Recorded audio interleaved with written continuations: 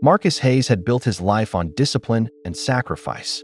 I always made sure Nia had what she needed. Always. But on that ordinary Thursday afternoon, walking through the doors of Riverside Middle School to surprise his daughter at lunch, he discovered a truth that shattered everything he thought he knew about her world. What? What is this? Dad? What are you doing here? The image before him didn't make sense. Students crowded around tables with full trays, laughter echoing off the walls. And there, at the far end of a long table, sat his 11-year-old daughter, alone, with nothing but a crumpled brown paper bag. Someone needs to explain this to me. Right now. Marcus stood frozen in the cafeteria doorway, his work boots still dusty from the construction site he'd left early. The lunch lady had waved him through without question when he'd explained he wanted to surprise Nia. He'd imagined her face lighting up when she saw him, maybe sharing a quick hug before he headed back to finish his shift. Instead, his eyes locked on a scene that made his chest tighten with confusion and rising anger. The cafeteria buzzed with the chaotic energy of middle school lunch hour. Students clustered in groups, their trays loaded with hot meals, pizza slices, chicken tenders, fruit cups, cartons of chocolate milk. The sounds of laughter and shouted conversations bounced off the cinder block walls. Natural light poured through the tall windows on the western side, creating warm patches across the scuffed linoleum floor. Nia sat at the end of the fourth table from the entrance, her purple hoodie pulled up despite the warmth of the crowded room. Her small hands rested protectively around a wrinkled brown paper bag, the kind Marcus had seen her pack for herself the past few weeks. She'd told him she preferred bringing lunch from home. He'd thought nothing of it. Plenty of kids did that. I trusted her. She said the school lunch wasn't good. Said she liked making her own sandwiches. But now, watching from across the room, Marcus saw what he'd been missing. The isolation. The way students flowed around her table like water around a stone, filling every seat except the ones immediately beside her. The way she kept her head down, methodically unwrapping a simple peanut butter sandwich while conversation and community happened everywhere but where she sat. Marcus moved forward, weaving between tables, his eyes never leaving his daughter. A group of girls passed him carrying trays loaded with steaming mac and cheese, green beans, dinner rolls. They were laughing about something, completely absorbed in their world. He noticed their casual comfort, their belonging. When he was 10 feet away, Nia looked up. The expression that crossed her face stopped him cold. Dad? Not joy, not excitement. Terror. Her eyes went wide, and her hands immediately tried to shield the paper bag from view, as if she'd been caught doing something wrong. Hey, baby girl. Thought I'd come see you at lunch. You shouldn't be here. Marcus slid into the seat across from her, the plastic chair too small for his frame. Up close, he could see the details he'd missed from the doorway. The way her sandwich was slightly crushed from being stuffed in her backpack. The bruised apple she'd pulled from the bottom of the bag. The absence of anything else. No sides, no snacks, no drink besides the water fountain cup she must have filled before sitting down. Around them, the cafeteria continued its rhythm. A boy 2 tables over dropped his tray with a spectacular crash, drawing cheers and applause. Teachers on lunch duty chatted near the windows. The serving line kept moving, students trading lunch numbers for hot meals. Nia, why aren't you eating the school lunch? I told you. I like bringing my own. That's not what I asked. She looked down at her sandwich, peeling back the plastic wrap with deliberate slowness. Marcus felt something shift in his chest, an instinct honed from years of being her only parent, of learning to read the things she wouldn't say out loud. Baby, talk to me. What's going on? It's nothing, Dad. I like sitting here. It's quiet. Marcus glanced around the table. Empty seats stretched in both directions. At the table directly behind them, 8 students squeezed together, sharing phones and trading food. The contrast was impossible to ignore. Marcus watched his daughter take a small bite of her sandwich, chewing slowly, her eyes fixed on the table surface. Everything about her posture screamed discomfort. He'd seen this before, years ago, when she was 7 and being excluded from birthday parties at her old school. Back then, she'd tried to hide the hurt too, pretending she didn't care about the invitations that never came. He'd moved them to this district specifically because it was supposed to be better, more diverse, more progressive. The real estate agent had praised the school's commitment to inclusion. The principal's welcome letter had emphasized community and belonging. The words on paper don't mean anything if this is what it looks like in practice. A group of students approached their table, trays in hand, talking animatedly about a science project. Marcus watched them glance at the empty seats, then at Nia, then keep walking to another table entirely. The interaction took 3 seconds. Nia didn't even look up. Hey, excuse me. The students turned, confused. These seats taken? One of the boys, maybe 13, shook his head quickly. No, sir. We sit over there. With our friends. They hurried away. Marcus felt Nia's hand on his arm, her grip surprisingly strong. Dad, please. Don't make it worse. Worse? Nia, you're sitting here alone every day? Not every day. Her voice cracked on the last word. Marcus felt his anger crystallize into something colder, sharper. He looked around the cafeteria with new eyes, cataloging details he'd missed in his initial shock. The lunch line, where a cheerful woman in a hairnet served portions onto plastic trays. The payment station, where students swiped cards or entered numbers into a keypad. The bulletin board near the entrance, covered in flyers about clubs, sports teams, upcoming dances. Everything looked normal. Everything looked fine. And that was exactly the problem. Show me your lunch account. What? Your lunch number. The one you're supposed to use to get food. Show me. Nia hesitated, then pulled out her student ID from her hoodie pocket. Marcus took it, studying the barcode and number sequence. Nothing seemed unusual about it. Just a standard school ID with a slightly outdated photo of Nia from the beginning of the year, before she'd started pulling away, before the spark in her eyes had dimmed. Why haven't you been using this? Nia's hands twisted together in her lap.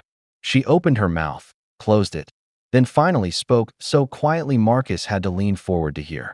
Because of what happened in September. September. 3 months ago.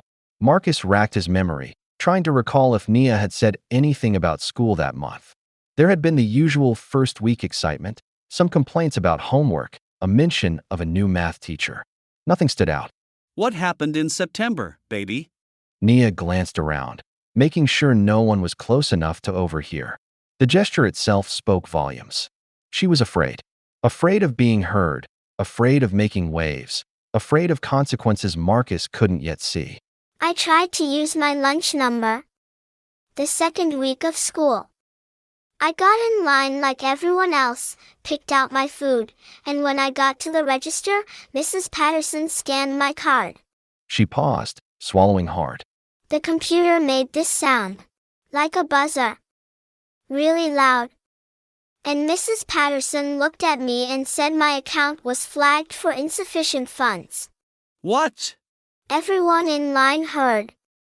She said it twice because I didn't understand the first time. She asked if I had cash, and when I said no, she told me I couldn't take the tray. Made me put everything back while the whole line watched. Marcus felt heat flood his face. His jaw clenched so tight his teeth ached. That's impossible. I set up automatic payments. $20 every week. I've never missed one. Marcus pulled out his phone, fingers moving quickly across the screen. He navigated to his bank app, found the recurring payment he'd established in August. The transactions were all there. $20, deducted every Monday morning without fail, sent directly to the school district's lunch program account. September 3rd, September 10th, September 17th. Every single week through the present day. He turned the phone to show Nia, but she barely glanced at it. Her expression was resigned, like she'd expected this all along. I know you paid, Dad. I never thought you didn't. Then why would they say you didn't have funds? I don't know. But after that day, I couldn't go through that line again. Couldn't risk everyone staring at me like that. Like I was trying to steal food. Marcus's mind raced through possibilities. Bank error, processing mistake, system glitch. But none of those explanations addressed the real damage. His daughter had been publicly humiliated, and instead of someone investigating why a paid account showed insufficient funds, They'd simply let an 11-year-old child go without proper meals. For 3 months. Did you tell anyone? A teacher? The principal? I tried to talk to Mrs. Patterson the next day. Asked if she could check again. She barely looked at me. Said the system doesn't make mistakes, and if my account showed zero balance, it meant no one had paid. Marcus pressed his palms against the table, needing the physical sensation to ground himself. Around them, lunch period continued obliviously. A teacher walked past with a coffee cup, smiling vaguely in their direction. 2 girls at a nearby table erupted into giggles over a video on someone's phone. The ordinary chaos of school life, completely unaware of the quiet tragedy happening in its midst. Why didn't you tell me, Nia? The question came out softer than he'd intended. Not angry, though anger burned in his chest. Hurt, confused, desperate to understand how this had happened under his nose. Because you work so hard, Dad. You're always so tired. I didn't want to make you worry about something else. And I thought maybe it was my fault somehow. Maybe I did something wrong. The words hit Marcus like a physical blow. His daughter, brilliant and kind, and carrying far too much on her young shoulders, had internalized shame for a situation that was never her responsibility. Had chosen hunger and isolation over burdening him. Had decided she was the problem. Nia, listen to me. None of this is your fault. Not one single part. Do you understand? She nodded, but Marcus could see she didn't fully believe him. The damage was deeper than a missed meal or an administrative error. It was the message that had been delivered and reinforced every single day for 3 months. That she didn't belong. That her needs didn't matter.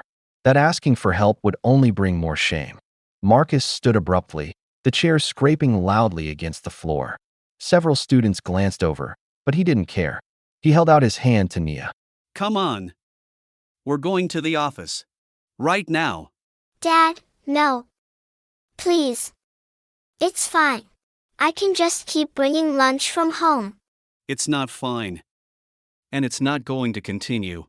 Nia reluctantly took his hand, stuffing her unfinished sandwich back into the brown bag. As they walked toward the cafeteria exit, Marcus noticed something else. The way students' conversations quieted slightly as they passed. The sideways glances. The awareness that something was happening, that the normal social order had been disrupted. How long had Nia been invisible to them? How many days had she sat alone, hoping someone would notice, while her peers walked past without a second thought? The administrative office sat at the front of the school, a suite of rooms behind a glass partition. A secretary looked up from her computer as Marcus and Nia entered, her professional smile flickering when she saw the expression on Marcus's face. Good afternoon. How can I help you? I need to speak with the principal. Immediately. Do you have an appointment? Mrs. Richardson's schedule is quite full today. I don't need an appointment to address the fact that my daughter has been denied school lunch for 3 months despite my consistent payment. This is urgent. The secretary's smile vanished entirely. She glanced at Nia, who stood close to Marcus's side, eyes fixed on the floor, then back to Marcus. Her fingers moved to her phone. Let me see if she's available. A moment later, they were ushered into the principal's office, a space that tried too hard to appear welcoming. Motivational posters covered the walls. Student artwork hung on a corkboard. A shelf displayed trophies from various academic competitions. Principal Richardson rose from behind her desk, extending a hand Marcus didn't take. Mr. Hayes. Nia. Please, sit down. I'd rather stand. Principal Richardson was a white woman in her late 50s, gray hair pulled into a neat bun, reading glasses hanging from a chain around her neck. She'd been principal for 12 years, according to the plaque on her desk. Riverside's leader of excellence since 2013. Marcus wondered how many other students had sat in this office with problems that went unresolved, complaints that were smoothed over with practiced words and empty promises. What seems to be the issue? The issue is that someone in your lunch program told my daughter her account had insufficient funds when I'd been paying $20 a week since August. The issue is that instead of investigating that discrepancy, you let an 11-year-old child go hungry for 3 months. Richardson's expression shifted through several emotions in quick succession. Confusion, concern, then a carefully controlled neutrality that Marcus recognized as defensive. I'm sure there's been some misunderstanding. Our lunch program is very reliable. If there was a payment issue, we would have sent notification home.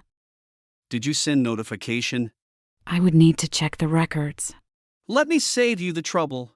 No, you didn't. Because I've been paying. Every single week. I have the bank statements to prove it.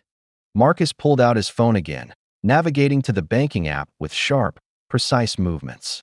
He turned the screen toward Richardson, showing the list of recurring payments. She leaned forward, adjusting her glasses, studying the transactions with an expression Marcus couldn't quite read. These payments are going to the district account, yes. But there could be a processing delay. Sometimes funds take several days to post to individual student accounts. Several days? It's been 3 months. Richardson's fingers drummed lightly on her desk, a nervous tell she probably wasn't aware of.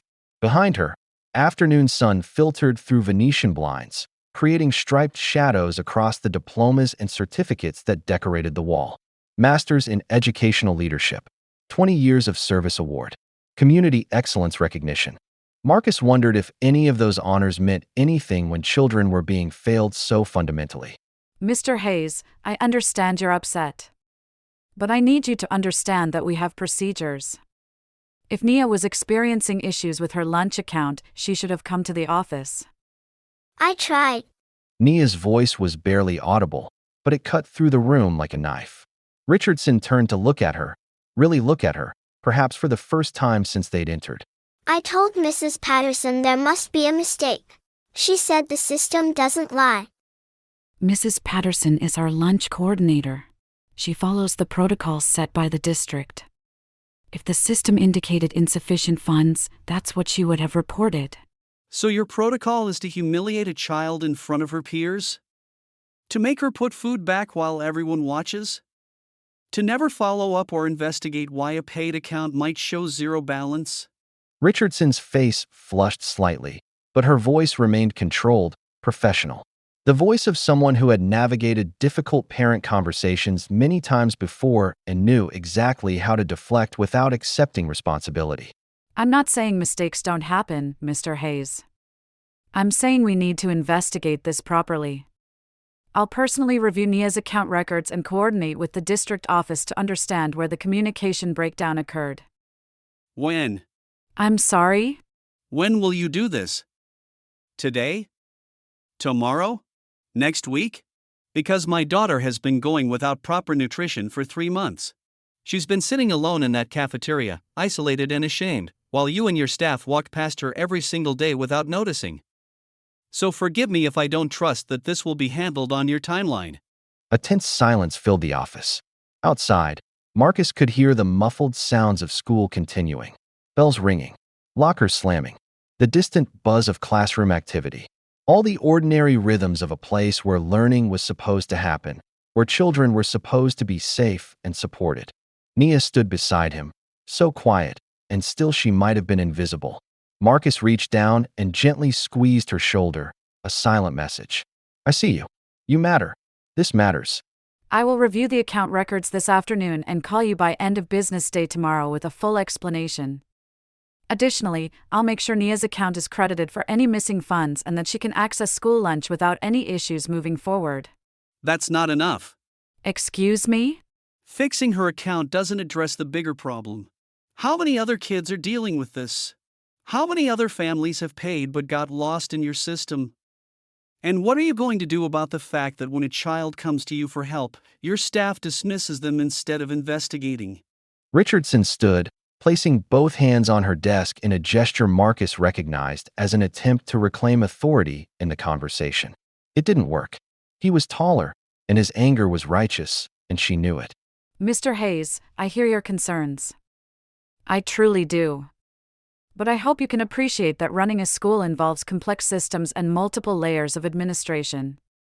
Sometimes things fall through cracks. It's unfortunate, but it happens. My daughter is not a thing that fell through a crack. She's a child who was failed by every adult in this building who should have been paying attention. The words hung in the air between them. Marcus saw Richardson's jaw tighten, saw the conflict in her expression between defensiveness and the dawning realization that this was not going to quietly go away. I understand your frustration. What would you like me to do? I want a full audit of your lunch program. I want to know how many other students have been affected. I want staff training on how to handle these situations with dignity and compassion. And I want accountability. Real accountability. Not just a promise to do better. Richardson sat back down slowly, her fingers interlacing on the desk. For the first time since the conversation began, she looked genuinely uncertain. Marcus pressed his advantage. I'm going to give you 48 hours to show me you're taking this seriously. If I don't see concrete action, I'm going to the school board. I'm going to the local news. I'm going to make sure every parent in this district knows what happened to my daughter and asks whether it's happening to theirs. Summer passed in a blur of construction deadlines and lazy afternoons. Marcus worked overtime to rebuild the savings he depleted during the months of school meetings and advocacy work. Nia attended a day camp at the community center, making friends outside the school context, exploring interests in art and coding that she'd never had space for during the academic year. But even during the break, the work of equity reform continued. The Parent Accountability Committee met monthly, reviewing progress reports from Dr. Williams and pushing back when timelines slipped or commitments seemed watered down. Marcus attended every meeting, often joined by Patricia, Jerome, and other parents who'd become allies through shared struggle. In July, the district released preliminary results from the implicit bias training all staff had undergone. The data was mixed. Some teachers showed meaningful shifts in awareness and practice. Others remained resistant, viewing the training as bureaucratic checkbox rather than genuine learning opportunity. Dr. Williams was honest about these disparities, which Marcus appreciated even as it frustrated him. Change doesn't happen uniformly. Some people embrace it immediately. Others take years. Some never get there. Our job is to create systems that work regardless of individual readiness, so students aren't dependent on getting lucky with which adults they encounter. How do you do that? Create systems that override individual bias? Accountability measures. Data transparency. Clear protocols that limit discretionary decisions where bias most often shows up. And persistent monitoring, because the moment we stop paying attention, old patterns reassert themselves. Marcus thought about this conversation often during the remaining summer weeks. The tension between individual growth and systemic design. The recognition that you couldn't wait for everyone to become perfectly unbiased before creating structures that protected marginalized students. August brought back-to-school shopping and rising anxiety. Nia tried on new clothes with a mix of excitement and nervousness, preparing to enter 7th grade with the complicated knowledge of how schools could fail and the hard-won understanding that failure wasn't inevitable. What if this year is bad too? What if different problems come up? Then we'll handle them. Together. Just like we did last year. I don't want to have to fight all the time. I just want to learn and have friends and be normal. Marcus sat on the edge of her bed, watching her fold new school supplies into her backpack with meticulous care. I know, baby. And most of the time, that's exactly what school should be. Learning and friends and normal kid stuff. But sometimes you'll encounter unfairness. And when that happens, you have choices about how to respond. What if I just want to ignore it? Let someone else deal with it. That's a valid choice sometimes. You don't have to fight every battle. But I want you to make that choice consciously, not out of fear or shame. Know the difference between picking your battles strategically and staying silent because you've internalized the message that your voice doesn't matter. Nia nodded slowly, considering this distinction. I think I can tell the difference now. After last year. The first day of 7th grade arrived with unseasonably cool weather, a hint of fall in the late August air. Marcus drove Nia to school, parking in the drop-off lane and watching her walk toward the entrance. She moved with more confidence than she'd had a year ago, her posture straighter, her steps more purposeful. Maya met her at the doors, and they disappeared inside together, already deep in conversation. Marcus allowed himself a moment of relief before pulling back into traffic and heading to the construction site. His phone rang mid-morning. The school's number. Marcus's stomach dropped, muscle memory from last year's crisis flooding his system with adrenaline. He stepped away from the framing work he'd been supervising and answered. Mr. Hayes? This is Ms. Chen, the school counselor. I wanted to check in on Nia's first day. Is something wrong? No, nothing wrong. Quite the opposite, actually. I observed lunch period today, and Nia was sitting with a group of students in the cafeteria. Not the library. The main cafeteria. She seemed comfortable and engaged. Marcus felt the tension drain from his shoulders. That's good to hear. I also wanted to let you know that several teachers mentioned having Nia in their classes and being impressed by her contributions during first day introductions. She spoke about her essay on advocacy and the importance of using your voice. Apparently made quite an impact. She's grown a lot. She has. And I think part of that growth came from watching you model what advocacy looks like. Children learn as much from what we do as what we say. After the call ended, Marcus stood for a moment in the construction site's morning bustle, workers shouting measurements and power tools whining, and allowed himself to feel something he hadn't felt in a long time. Optimism. Not naive hope that everything would be perfect, but grounded confidence that they'd built something resilient enough to weather future challenges. The school year progressed with the usual rhythms. Tests and projects, social dramas, and small victories. Nia joined the school newspaper, writing articles about student life and occasionally tackling more serious issues like food insecurity and educational equity. Her teachers praised her writing, her critical thinking, her willingness to ask difficult questions. In October, the district released its first quarterly equity report under the new transparency protocols. Marcus read it carefully, noting areas of progress and persistent gaps. Disciplinary disparities had narrowed slightly, but remained concerning. Advanced placement enrollment showed more diversity, though still not proportional to student demographics. Lunch program monitoring had eliminated payment processing errors, but revealed new questions about meal quality and nutritional equity. The Parent Accountability Committee drafted a response, acknowledging progress while pushing for more aggressive timelines on remaining disparities. Dr. Williams received their feedback seriously, incorporating several recommendations into revised action plans. Marcus found himself settling into a role he'd never anticipated. Parent advocate, community organizer, voice for families who felt unheard. It wasn't work he'd chosen, but work that had chosen him through circumstance. And having stepped into it, he discovered he had both aptitude and commitment. November brought a new challenge. The district proposed budget cuts that would disproportionately impact programs serving lower-income students. Reduced funding for free breakfast programs. Elimination of after-school tutoring. Cuts to counseling staff at schools with the highest need. The Parent Accountability Committee mobilized quickly, organizing a response campaign. Town halls, petition drives, media outreach. Marcus found himself being interviewed by the local newspaper, explaining how budget decisions that looked neutral on paper had deeply inequitable impacts on real children's lives. You can't cut breakfast programs and expect students to learn effectively. You can't eliminate tutoring support and wonder why achievement gaps persist. These aren't luxuries. They're foundational investments in equity. The reporter, a young woman named Sarah Chun, took careful notes and asked thoughtful follow-up questions. Her article ran on the front page of the local section, featuring Marcus's quotes prominently alongside testimony from other affected parents. The school board meeting where the budget would be voted on drew a standing room-only crowd. Marcus arrived an hour early with Nia, who'd asked to attend, wanting to see democracy in action even in its messy, frustrating forms. They sat in the second row, surrounded by parents, teachers, and students all present to defend programs they believed in.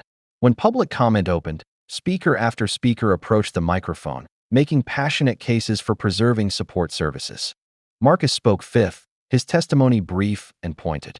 Last year, we uncovered a systemic failure that left vulnerable students without adequate nutrition. You promised to do better. You implemented reforms. You committed to equity. Now, less than a year later, you're proposing cuts that directly contradict those commitments. What message does that send? That equity matters only when it's convenient? That vulnerable students are expendable when budgets get tight? He paused, looking each board member in the eye. Find the money elsewhere. Cut administrative overhead. Delay facility upgrades. Reduce central office staffing. But don't balance your budget on the backs of children who can least afford to lose support. The crowd erupted in applause. Board President Carlson gavelled for order, his expression uncomfortable. Thank you, Mr. Hayes. The board hears your concerns. The meeting lasted nearly 4 hours. When the vote finally came, it was close. 4 board members voted to approve the cuts. 3 voted against. But Dr. Williams had worked behind the scenes, negotiating alternatives that restored funding for breakfast programs and counseling positions while still achieving necessary budget reductions through administrative consolidation. It wasn't a complete victory. The tutoring programs still lost funding, but it was compromise that preserved the most critical supports, achieved through sustained advocacy and strategic coalition building. Walking to the car afterward, Nia was quiet, processing what she'd witnessed. Why is it always so hard? Why do we have to fight for things that should be obvious? Because systems prioritize what they value. And too often, they don't value the things that matter most to people with the least power. So we have to make noise. Make them see us. Make them understand that ignoring our needs has consequences. Did we win tonight? Partly. We prevented some harm. But the fight continues. It always continues. December arrived with early snow and the approaching end of the calendar year. Marcus found himself reflecting on the 12 months since discovering Nia alone in the cafeteria, the moment that had catalyzed everything that followed. So much had changed. District policies, monitoring systems, parent engagement, his own understanding of how institutional change happened and what sustained advocacy required. But some things remained frustratingly the same. Disparities persisted. Resistance to change manifested in subtle ways. The work of equity demanded constant vigilance because complacency allowed old patterns to reassert themselves. A week before winter break, Marcus attended a community celebration organized by Dr. Williams. An equity showcase highlighting student voices, featuring artwork, essays, and presentations from young people across the district speaking about their experiences and hopes for inclusive education. Nia had submitted her essay from the beginning of the year, the one about learning to use her voice. It had been selected for inclusion in a published collection that would be distributed to all district families. Marcus watched her read an excerpt at the showcase, standing at a microphone in the district auditorium, her voice steady and clear as she shared words about fear and courage, silence and advocacy. I learned that staying quiet doesn't keep you safe. It just makes your struggles invisible. I learned that speaking up is scary, but necessary. I learned that change happens when people refuse to accept that things have to stay the way they've always been. The audience, filled with students and parents and educators, listened in attentive silence. When Nia finished, they applauded with genuine enthusiasm. Marcus felt tears he didn't bother to hide, overwhelmed by pride and love and the bittersweet recognition that his daughter was growing into someone who understood both the cost and necessity of fighting for justice. After the event, several parents approached Marcus, introducing themselves and expressing gratitude for the advocacy work that had made spaces safer for their children too. A Latino father whose son had benefited from preserved counseling services. An Asian mother whose daughter felt seen for the first time through the equity curriculum changes. A white father who acknowledged he'd been oblivious to these issues until Marcus's testimony made them impossible to ignore. You helped me understand my privilege. Made me realize I needed to use it to amplify voices like yours rather than just assuming everything was fine because it was fine for my kid. That's exactly what allyship should look like. Thank you. As the crowd dispersed, Dr. Williams found Marcus near the exit. I wanted to thank you for everything you've done this year. The persistence. The grace even when you had every right to just be angry. The way you've helped build something sustainable rather than just demanding quick fixes. I did what any parent would do. What any parent should be able to do without it becoming a second job. That's the goal. Creating systems where advocacy isn't necessary because equity is embedded in how we operate. We're not there yet, but we're closer than we were a year ago. Keep pushing. We'll keep holding you accountable. I'm counting on it. Winter break arrived, bringing time to rest and reset. Marcus and Nia spent Christmas with his mother, sharing a modest celebration that felt richer for the challenges they'd overcome together. On New Year's Eve, as midnight approached, Marcus stood on their back porch watching snow fall softly in the glow of streetlights. Nia joined him, wrapped in a heavy coat, both of them watching the year's final moments in companionable silence. What are you thinking about? Everything that happened this year. How different things are now compared to last January. Better, different, or just different? Better. Harder in some ways, because we're more aware of problems we used to not see. But better because we're not powerless. We know we can create change. Nia leaned against him, small enough still to fit under his arm. I was really angry at you at first. When you made everything public. When you wouldn't let it stay quiet. I know. I'm sorry it was so hard. Don't be sorry. I was wrong to want it quiet. You taught me something important. That my comfort isn't more important than justice. That temporary embarrassment is worth it if it prevents other people from suffering the same way. Marcus kissed the top of her head, overwhelmed by the wisdom emerging from someone so young. When did you get so wise? I learned from watching you. Inside, Marcus's mother called out that midnight was approaching. They went in to watch the countdown, the three of them together, representing 3 generations of persistence and advocacy and refusal to accept injustice as inevitable. As the clock struck 12 and the new year began, Marcus thought about the work still ahead, the continued monitoring, the next round of equity audits, the ongoing battle to ensure promises made translated into sustained action. But he also thought about what had been built, a network of engaged parents who understood their collective power, a district administration more committed to transparency and equity than it had been, a daughter who knew her voice mattered and wasn't afraid to use it. The lunch program crisis that had started with one isolated child in a cafeteria had transformed into something larger. A movement, a shift in expectations, a recognition that equity wasn't optional or convenient, but fundamental to the educational mission. Marcus didn't know what challenges the new year would bring, but he knew he and Nia would face them together. He knew they weren't alone, and he knew that silence was no longer an option, not when speaking up could create the change their community desperately needed. They stood together in their modest living room as fireworks echoed in the distance, 3 generations embracing, carrying forward the legacy of resistance and hope that had sustained them through every struggle. Happy New Year, baby girl. Happy New Year, Dad. Thank you for fighting for me. Always. Every single time. That's what love looks like. January brought Marcus back to the routine of work and committee meetings, but with a subtle shift in how he approached both. He'd learned to balance advocacy with self-care, recognizing that sustainable change required marathon endurance rather than sprint intensity. He delegated more responsibilities within the Parent Accountability Committee, trusting others to lead on issues where they had particular expertise or passion. Nia thrived in the second half of 7th grade. Her teachers noted her leadership in classroom discussions, particularly when topics touched on fairness, representation, or social justice. She'd become the student others looked to when difficult conversations arose, the one willing to name uncomfortable truths while maintaining respect for different perspectives. In February, the school newspaper published a special issue on student voice and institutional change. Nia served as editor, coordinating contributions from students across different grades who shared experiences of feeling overlooked, dismissed, or marginalized.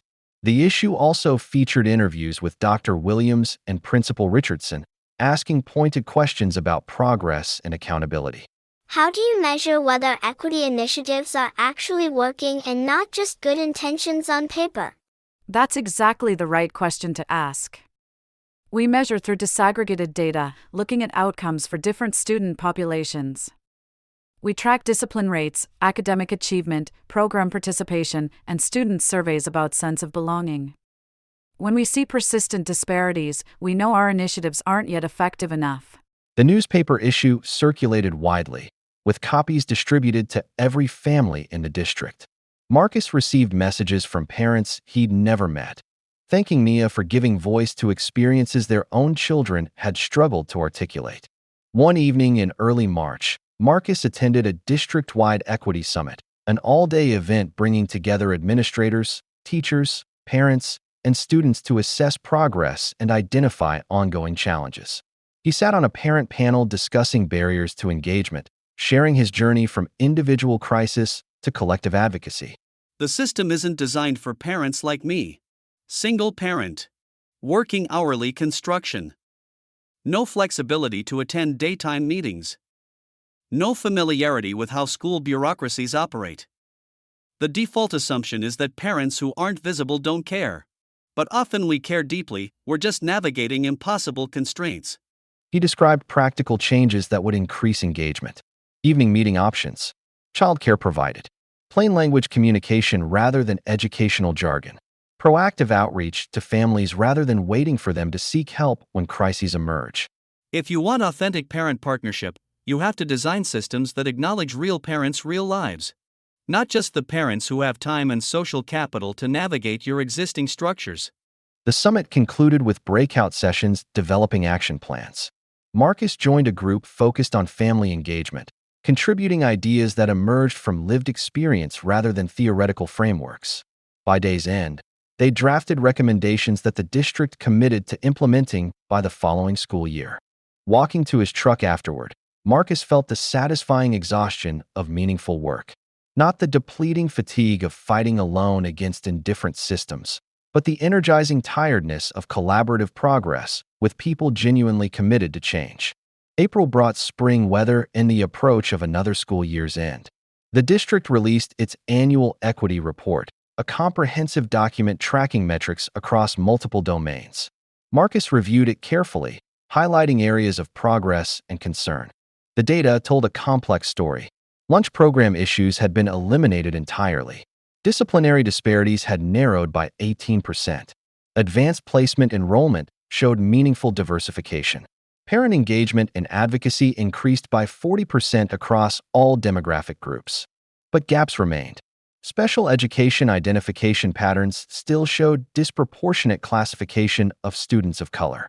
Teacher diversity didn't reflect student demographics. Resource allocation favored schools in wealthier neighborhoods through fundraising disparities the district struggled to address. The Parent Accountability Committee met to draft their annual assessment. The tone was cautiously optimistic but demanding of continued urgency.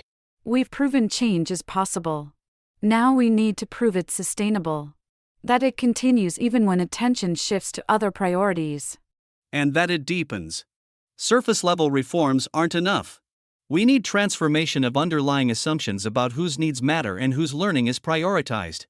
They submitted their assessment to the school board along with specific recommendations for the following year's equity priorities. Dr. Williams incorporated their input into strategic planning, a level of genuine partnership that would have seemed impossible just 18 months earlier. In May, Nia received another recognition at the end-of-year awards ceremony. The Superintendent's Award for Student Leadership and Community Impact. Marcus watched her accept it with poise that still surprised him. This confident young person emerging from the quiet, isolated child he'd found in the cafeteria not so long ago.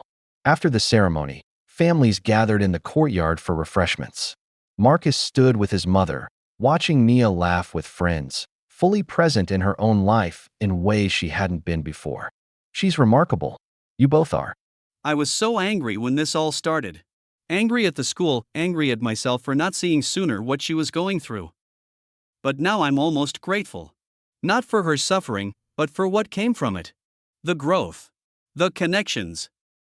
The changes we created. That's how healing works sometimes.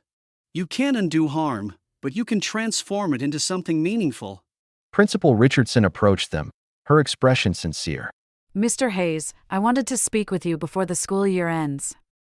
To acknowledge that what happened to Nia was unacceptable. To thank you for holding us accountable.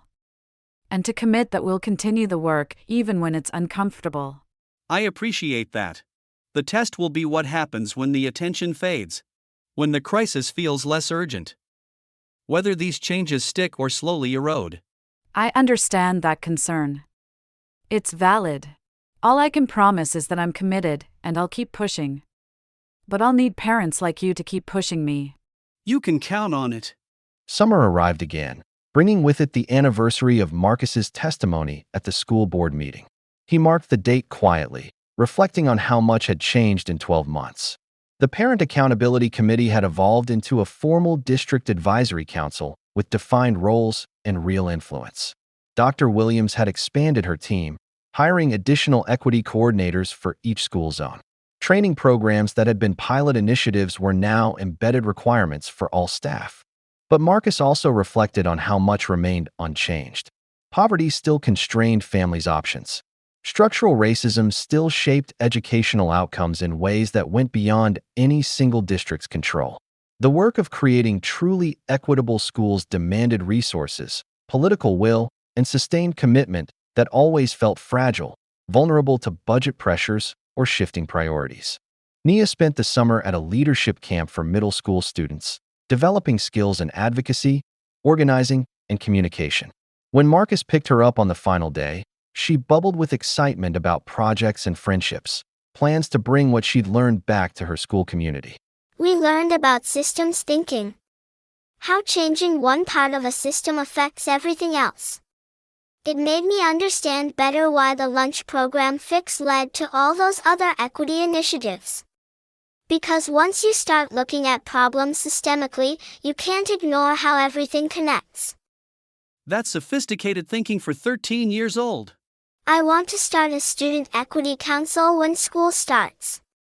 A group that works with Dr. Williams and the parent council to make sure student voices are part of decision-making. Not just adults deciding what's best for us, but actually including us in the process. Marcus felt his heart swell with pride and love. His daughter, who'd once tried to shrink herself to avoid notice, now envisioned expanding spaces for student voice and power. I think that's a brilliant idea. Want help writing a proposal? Yes. We can work on it together. They spent an evening at the kitchen table, the same table where Marcus had drafted his initial email to the school board, mapping out a vision for student leadership and equity work. Nia's ideas were creative and grounded, reflecting both the idealism of youth and the practical understanding gained from watching change happen in real time. By August, they'd refined the proposal and secured support from Dr. Williams. The Student Equity Council launched when school began, with Nia as founding president and representatives from every grade level. Their first initiative focused on inclusive classroom practices, gathering student feedback about moments when they felt valued or dismissed and translating that into recommendations for teachers. Marcus watched this development with satisfaction that went beyond parental pride. This was exactly what sustainable change looked like. Not dependent on his continued advocacy, but growing new leaders who would carry the work forward with their own vision and energy. The second anniversary of the cafeteria incident arrived in December. Marcus marked it by writing a reflection for the local newspaper, which had followed the equity journey since Sarah Chin's initial article. He titled it, "What One Lunch Crisis Taught Our Community About Justice." In the piece, he traced the arc from individual harm to collective action to institutional change. He acknowledged the progress while naming ongoing challenges. He celebrated the parents, educators, and students who joined the work while recognizing those still struggling in silence, whose stories hadn't yet catalyzed reform. Change is possible but never inevitable. It requires vigilance, courage, and the willingness to make noise when silence would be more comfortable. It requires those with power to genuinely listen and those without traditional power to claim it through persistence and solidarity. The article generated significant community response. Some readers expressed gratitude for his leadership. Others criticized him for focusing too much on problems rather than celebrating successes. A few denied that systemic inequity existed at all, insisting that individual effort was all that mattered. Marcus read all the responses without engaging defensively. He'd learned that not everyone would understand or agree, and that wasn't necessary for the work to continue. What mattered was that marginalized families now had structures and relationships to turn to. That data transparency created accountability. That equity had shifted from abstract concept to concrete practice. In January, the district budget process began again. This time, the Parent Advisory Council was involved from the beginning, reviewing proposals before they reached the board, providing input on priorities, ensuring that equity considerations shaped resource allocation rather than being afterthoughts. Marcus served on the Budget Review Subcommittee, applying lessons from the previous year's battles. The work was tedious, spreadsheets and line items, trade-offs and compromises, but essential. Every dollar reflected values. Every allocation decision affected real children's real opportunities. They successfully advocated for increased funding to schools serving high-poverty populations, recognizing that equal funding wasn't equitable when students came with vastly different levels of need. They pushed for expanded mental health services, understanding that academic success required addressing whole child well-being. They demanded accountability measures ensuring resources reached classrooms rather than getting absorbed by administrative overhead. The final budget passed with strong community support, a reflection of the trust built through transparent process and meaningful engagement. By spring of Nia's 8th grade year, the transformation was complete in ways that felt almost miraculous compared to where they'd started. She was student council vice president, editor-in-chief of the school newspaper, leader of the Student Equity Council that now existed in all district middle and high schools. She'd been accepted to the Advanced Humanities program for high school, a selective track that would challenge and stretch her. But more than accolades or achievements, she developed into someone grounded in her own worth. Someone who could navigate systems without losing herself. Someone who understood that her voice mattered and wielded it with both confidence and care. Marcus attended her 8th grade graduation on a perfect June evening. Sitting in the packed gymnasium, he thought about the journey that had brought them here, the pain that had catalyzed growth, the anger that had fueled action, the community that had formed around shared commitment to justice. Nia gave a brief speech as outgoing Student Equity Council president, challenging her peers to carry forward the work of creating inclusive schools where every student belonged. 3 years ago, I sat alone in a cafeteria feeling invisible and ashamed. Today, I stand here because people refuse to let that invisibility continue. My father, who fought when I was too scared to fight for myself. Dr. Williams, who turned a crisis into an opportunity for transformation.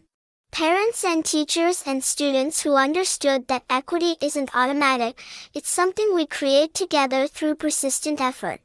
She paused, looking directly at Marcus in the audience. The most important thing I learned isn't something that happened in a classroom. It's that we all have power to create change, even when systems make us feel powerless. We just have to be brave enough to use our voices and persistent enough to keep using them until we're heard.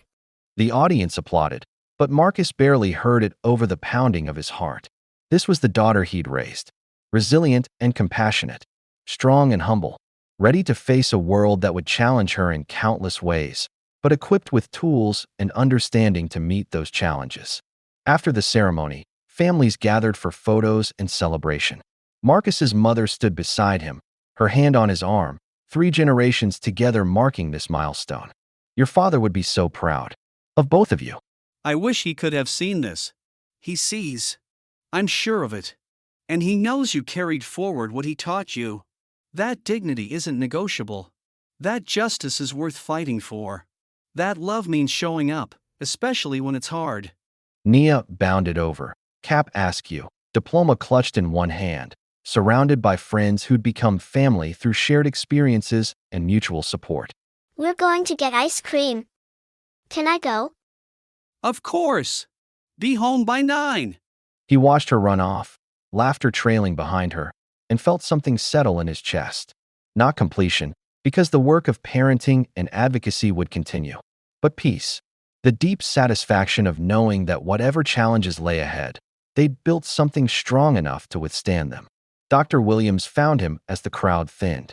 I wanted to thank you one more time. For everything you started. Everything you helped build. The district is better because you refused to accept that your daughter's suffering was inevitable. The district is better because you were willing to listen and act. Change requires people on both sides. Those demanding it and those with power to implement it. The work continues.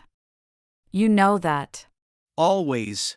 But now there's infrastructure, community, shared understanding. The next family facing crisis won't have to start from scratch like I did. That's the legacy. Not that problems never happen, but that when they do, systems exist to address them quickly and justly. Marcus drove home through familiar streets as evening light softened into dusk. He thought about the father he'd been 3 years ago, overwhelmed and isolated, navigating single parenthood through instinct and determination, and the person he'd become through necessity and choice. Advocate, organizer, builder of community and change. The journey hadn't been linear or easy, but it had been meaningful. And watching Nia step into her own power, equipped to face the world with both eyes open to injustice and heart open to possibility, Marcus knew that every difficult moment had been worth it. Because his daughter would never again sit alone in a cafeteria feeling invisible. Because other children now had advocates and systems designed to see them. Because a community had learned that change was possible when people cared enough to demand it and persist until it happened. Marcus pulled into his driveway as stars began emerging in the deepening sky. Tomorrow would bring new challenges, new opportunities to advocate and organize and push for justice. But tonight, he would rest in the knowledge that they'd transformed pain into purpose, crisis into community, and one family's struggle into lasting change that would benefit countless others. That was enough. More than enough. It was everything. Marcus's story began with a father discovering his daughter alone and hungry, failed by systems designed to support her. It could have ended there, with individual grievance privately resolved. But Marcus understood something crucial. Individual solutions to systemic problems leave the system intact, ready to harm the next vulnerable child. So he made noise. He demanded accountability. He built community with other affected families. He transformed personal pain into collective action. And through persistence and strategic advocacy, he helped create institutional changes that would protect countless students he'd never meet. The lesson isn't that one person can fix broken systems alone. Marcus couldn't have achieved these changes without allies. Parents like Patricia and Jerome, educators like Dr. Williams and Ms. Chun, his own mother's wisdom and support, and most importantly, Nia's courage in allowing her story to become a catalyst for transformation. The lesson is that change becomes possible when people refuse to accept injustice as inevitable, when they speak truth to power, when they persist through resistance and setbacks, when they build coalitions across difference, united by shared commitment to justice. Nia learned that her voice matters, that speaking up is both scary and necessary, that silence protects no one. She learned that systems can change, but only when people push them to change. These lessons will serve her throughout her life, in every space where she encounters unfairness. And Marcus learned that advocacy, while exhausting, connects us to purpose larger than ourselves. That fighting for justice teaches our children more powerfully than any words we speak. That the communities we build through shared struggle become sources of strength and resilience that outlast individual battles. If you saw a child sitting alone, what would you do? If you discovered a system failing vulnerable people, would you speak up? Would you make noise even when silence was easier? Would you persist until change happened, or accept that some things never change? These questions matter because injustice persists through our silence and inaction. Because every child deserves to be seen, valued, and supported. Because systems only improve when people demand improvement loudly enough and persistently enough that ignoring them becomes impossible. Marcus and Nia's story is an invitation to see the struggles around us, to speak up when we witness unfairness, to build community with others fighting similar battles, to believe that change, while difficult and slow, is always possible when we refuse to accept that this is simply the way things are. What will you do with that invitation? What voice will you raise? What change will you create? The answer matters, not just for you, but for every child who sits alone, hoping someone will finally notice and care enough to act.